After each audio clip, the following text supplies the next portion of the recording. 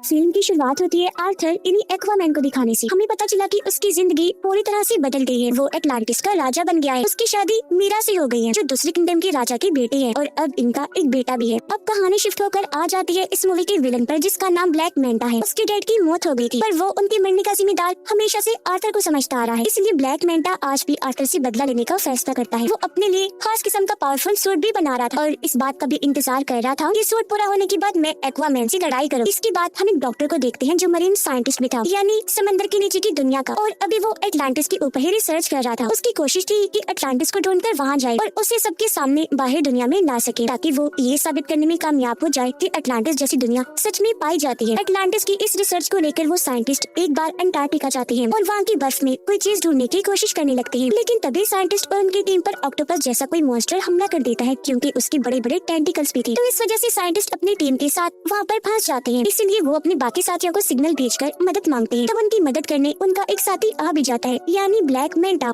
ये लोग मिलकर काम कर रहे थे। यहाँ आने के बाद ब्लैक मैंटा साइंटिस्ट और उनके साथियों की जान तो बचा लेता है, लेकिन वो खुद यहाँ रिसर्च करने लगता है, जिसके लिए वो बर्फ के और नीचे जाने लगा। काफी गहराई में आने के बाद उसे टूटा हुआ ब्लैक ट्राइडेंट दिखता है, और अब जैसे ब्लैक मैंटा टूटे हुए ट्राइडेंट को उठाकर जोड़ता है, तो उसे इसका असली मालिक नजर आने लगता है, जिसका नाम कॉर्डेक्स था। ये काफी चालाक खतरनाक लग रहा था। वो ब्लैक मैंटा की यादों में कहता है कि तुमने क्योंकि मेरा टूटा हुआ ट्राइडेंट जोड़ दिया है, इसलिए अब तुम बहुत ताकतवर बन जाओगे, साथ ही अपने दुश्मन एक्वामैन से बदला भी ले पाओगे, और तो और हर वो चीज तुम कर सकते हो जो तुम करना चाहते हो। अब पता चला कि दुनिया की सूरत हाल काफी खराब हो गई है, क्योंकि ग्लोबल वार्मिंग इतनी बढ़ गई है कि सुनामी और सैलाब वगैरह आते रहते हैं। इस वजह से बाहरी दुनिया के साथ साथ समंदर की दुनिया में भी काफी मुश्किलात आ रही हैं, क्योंकि इस सारी सूरत हाल की वजह से समंदर के क्रिएचर्स धीरे धीरे मरते जा रहे हैं। सब कुछ देखते हुए एटलांटिस की काउंसिल्स की मीटिंग होती है, जिनमें आर्थर भी शामिल था। यह आर्थर सब काउंसिल्स के सामने ये ऑफर रखता है कि हमें मिलकर बाहरी दुनिया के लोगों से बात करनी चाहिए और अपनी एडवांस टेक्नोलॉजी को उनके साथ शेयर करना चाहिए, बांटना चाहिए, ताकि इस तरह बाहरी दुनिया भी तरक्की कर सके और फिर वो हम लोगों की भी मुश्किलात को हल कर सके। पर जाहिर सी बात है, कोई भी इस बात पर राजी नहीं होता। सभी काउंसिल्स मिलकर कहते हैं कि ऐसा नहीं हो सकता।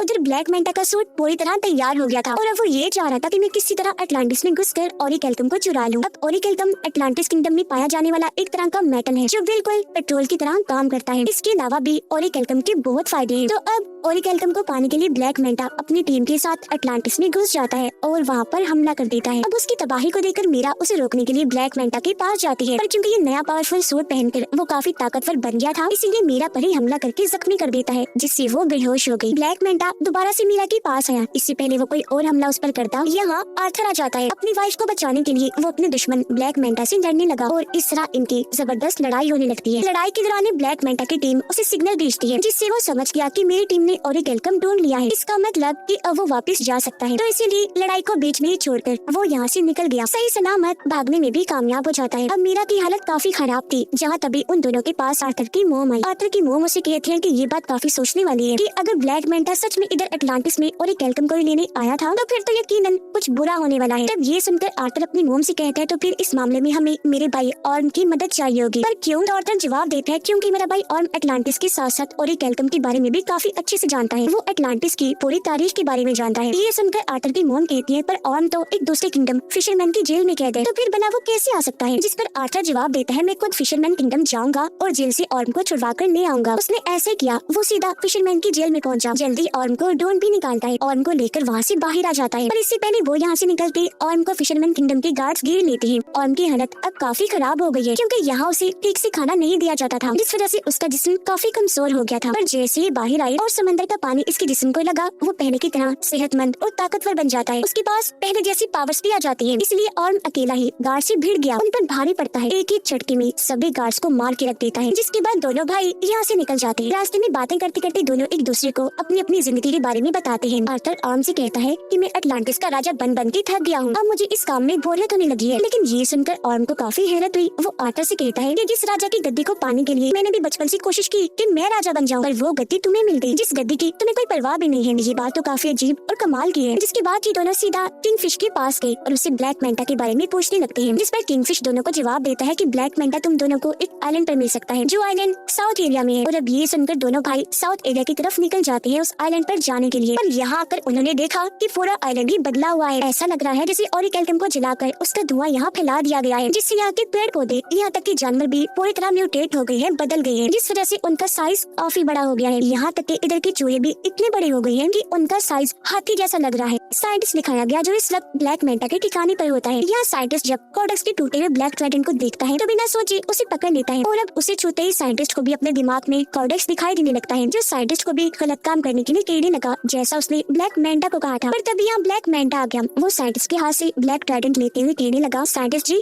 आप जानना चाहते थे ना कि मेरा मकसद क्या है, तो सुनो, मेरा मकसद ये है कि मैं आर्थर और उसके पूरे खानदान को खत्म कर दूं, और अगर ऐसा करने के लिए मुझे किसी शैतान से भी डील करनी पड़ी तो मैं इसके लिए भी राजी हूँ। तभी हमने देखा कि ब्लैक मेंटा के इस ठिकाने को ढूंढते हुए यहाँ आर्थर और ऑर्म भी आ जाते हैं, जो आते ही साइंटिस्ट से मिले। वो क्योंकि समझ गया था कि आर्थर और ऑर्म एटलांटिस से आए हैं तो वो उन्हें बता ही देता है कि उसका मकसद एटलांटिस को भी बर्बाद करने का है। इसी के साथ साइंटिस्ट दोनों को ब्लैक ट्राइडेंट के बारे में भी बता देता है और ये भी कि जैसे उसे छुआ जाए ट्राइडेंट के मालिक कॉर्डेक्स की यादें दिखाई देने लगती है। इनकी बात चल ही रही थी कि तभी ब्लैक मेंटा की टीम के लोग आर्थर और ऑर्म पे हमला कर देते हैं, लेकिन ये दोनों ही भाई मिलकर बहादुरी से उनका मुकाबला करने लगे। ये उनको काफी बुरा मार रहे थे कि तभी यह ब्लैक मेंटा आ जाता है, वो भी अपना पूरा सूट पहने हुए, और अब वो इन दोनों से लड़ाई करने लगता है। लेकिन इस बीच ऑर्म गलती से उस ब्लैक ट्राइडेंट को पकड़ लेता है, जिस वजह से उसे भी कॉर्डेक्स की यादें दिखाई देने लगती है। तो ये सब होने की वजह से कुछ देर के लिए ऑर्म का लड़ाई पर से ध्यान हट जाता है, जिसका फायदा उठाकर ब्लैक मेंटा उस पर हमला कर देता है। वो जवाबी हमला ना करने की वजह से काफी जख्मी हो गया और अब ब्लैक मेंटा इस तरह दोनों से लड़ता है कि वो इन पर भारी पड़ने लगा। अब जब ये लग रहा था कि ब्लैक मेंटा दोनों को ये मार देगा तो तभी यहाँ मीरा के डैड आ गए, इन्हीं राजा, जो आकर दोनों की मदद कर देते हैं और इन्हें निकाल कर भी यहाँ से ले जाते हैं। यहाँ से काफी दूर जाने के बाद ये एक महफूज जगह पर आ गए और यहाँ उन लोगों को ब्लैक ट्राइडेंट के बारे में सब कुछ बता देता है।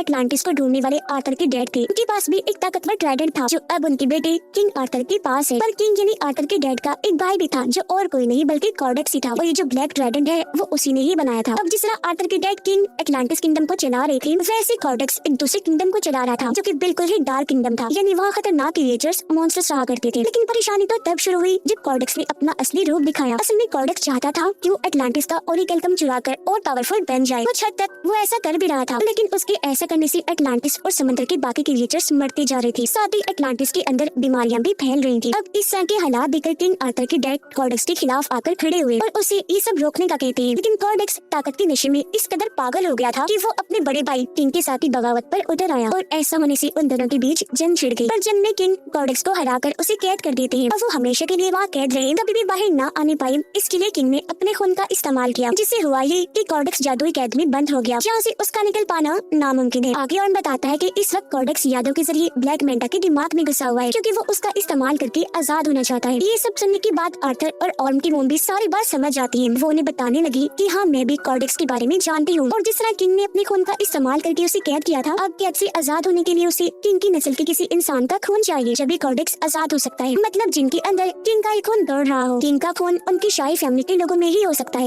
ये सब सुनकर आर्थर समझ जाता है कि मेरे बेटे की जान खतरे में है, क्योंकि जाहिर सी बात है ब्लैक मेंटा के लिए सबसे आसान टारगेट उसका बेटा ही था, जिसे वो आसानी खत्म कर सकता था। इसलिए वो फौरन अपने घर आ गया, देखता है कि वहाँ सब कुछ तबाह हो गया है, घर जल रहा है, बच्चा यहाँ से गायब है, साथ ही वहाँ एक आदमी जख्मी पड़ा है। पूछने पर आदमी बताता है कि ब्लैक मेंटा यहाँ आया था, ये सारी तबाही उसी ने ही मचाई और वही तुम्हारे बेटे को ले गया है, जिससे साफ जाहिर हो गया कि आर्थर का शक बिल्कुल ठीक था। इसीलिए अब आर्थर और ऑर्म दोनों मिलकर उसके बेटे को बचाने के लिए जाने लगते हैं। पर उससे पहले इनकी मोम दोनों को समझाती है कि हमेशा मेरी एक बात याद रखना कि तुम दोनों एक दूसरे के भाई हो, चाहे कुछ भी हो जाए तुम्हें एक दूसरे का साथ देना ही है। सीधा ब्लैक मेंटा के ठिकाने पर आकर वहाँ हमला कर देते हैं, लेकिन इन पर भी एक काफी बड़ा मॉन्स्टर हमला कर देता है, जिससे बाकी तो बच गए, लेकिन उसके सामने मीरा के डैड फंस जाते हैं। तब ऑर्म जाकर उनकी मदद करता है और मॉन्स्टर के जंगल से उन्हें निकाल लेता है। ये देखकर मीरा के डैड समझ गए कि जिस ऑर्म को मैं हमेशा से गलत समझ रहा था वो तो काफी अच्छा इंसान है। अंदर ब्लैक मेंटा के पास आर्थर का बेटा होता है। यहीं पर साइंटिस्ट भी था जो उस छोटे से बच्चे को देखकर बचाने का सोचता है, इसीलिए बच्चे को उठाकर यहाँ से भागने लगा। पर ब्लैक मेंटा जो उसे देख चुका था साइंटिस्ट पर हमला करके उसे जख्मी कर देता है और बच्चे को छीन लेता है। और अब जैसे ब्लैक मेंटा उसके बच्चे को मारने के लिए आगे बढ़ा, तभी यहाँ पर आर्थर आ जाता है जो उसे लड़ाई के लिए चैलेंज करता है। इनकी लड़ाई तो पहले काफी जोरदार हुई, लेकिन तभी यहाँ ब्लैक मेंटा आर्थर पर भारी पड़ने लगता है। इसकी वजह ये थी कि वो ब्लैक मेंटा नहीं बल्कि उसके अंदर कॉर्डेक्स था, क्योंकि वो पूरी तरह उस पर हावी हो गया था। पर इस बीच मौके का फायदा उठाकर मीरा अपने बच्चे को लेकर यहाँ से भाग जाती है, लेकिन तभी उसे जाते हुए ब्लैक मेंटा देख लेता है। वो अपने ब्लैक ट्राइडेंट से उस पर हमला कर देता है, लेकिन इससे पहले कि ट्राइडेंट मीरा को लगता पहले और उसे पकड़ लेता है और इस तरह उसने मीरा और उसके बच्चे की जान बचा ली। लेकिन इसका उल्टा असर भी हुआ, क्योंकि जैसे और ब्लैक ट्राइडेंट को छूता है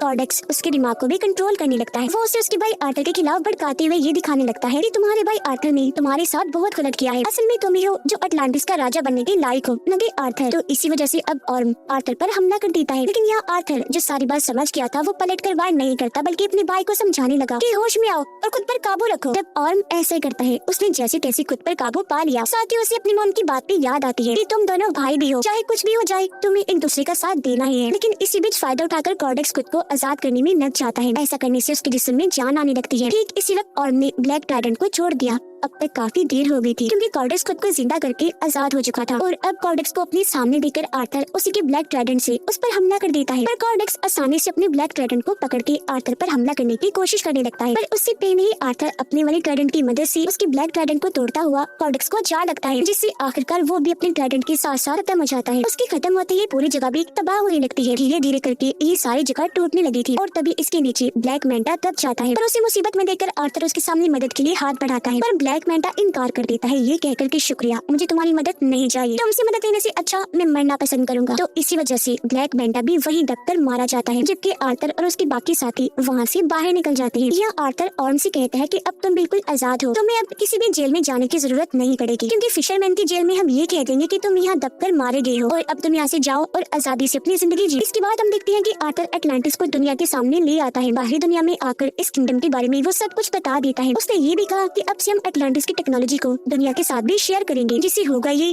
कि हम साथ में मिलकर दुनिया को मजीद और अच्छा बनाएंगे। आर्थर की जिंदगी ऐसे ही गुजर रही थी, यानी वो एटलांटिस और बाहरी दुनिया दोनों में रहता है। इस फिल्म की कहानी भी यहीं पर खत्म हो जाती है।